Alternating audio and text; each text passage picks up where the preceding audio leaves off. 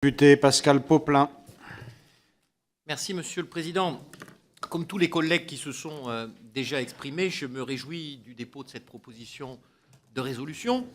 Elle s'inscrit dans l'important mouvement qui conduit progressivement, mais implacablement, à la clarification des règles, à la moralisation du fonctionnement de notre démocratie, à la mise en place de moyens de lutte contre tous les manquements possibles des acteurs de notre vie publique.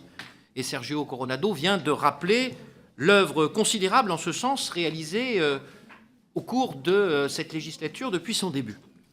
Je me réjouis également que ce texte, porté par le président de l'Assemblée nationale, par les trois questeurs de notre Assemblée, ainsi que par l'ensemble des présidents de groupe, semble consensuel.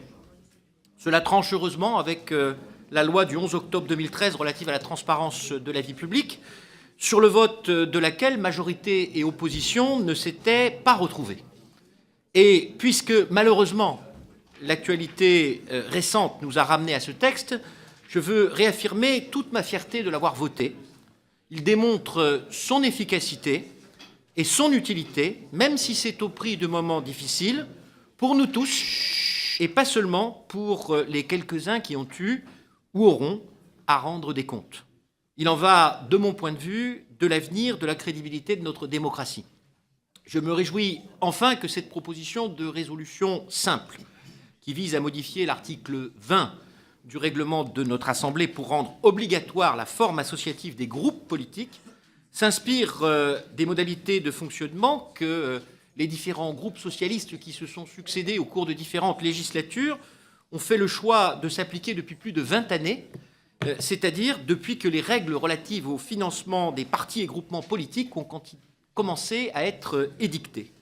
Cette forme associative présente les garanties qu'une démocratie moderne est en droit d'attendre du fonctionnement d'une structure dont l'objet est certes spécifique, mais qui n'en demeure pas moins bénéficiaire de dotations publiques. Les doter d'une personnalité morale est un terme juridique qui me semble tout particulièrement adapté aux circonstances. Cela crée des obligations utiles. Je pense au fonctionnement démocratique avec l'élection de responsables, au contrôle interne avec la présentation et l'approbation de comptes par une assemblée générale, et enfin au contrôle externe avec leur certification par un commissaire aux comptes. Le groupe SRC soutiendra donc bien évidemment ce projet de résolution. Merci beaucoup, monsieur le député.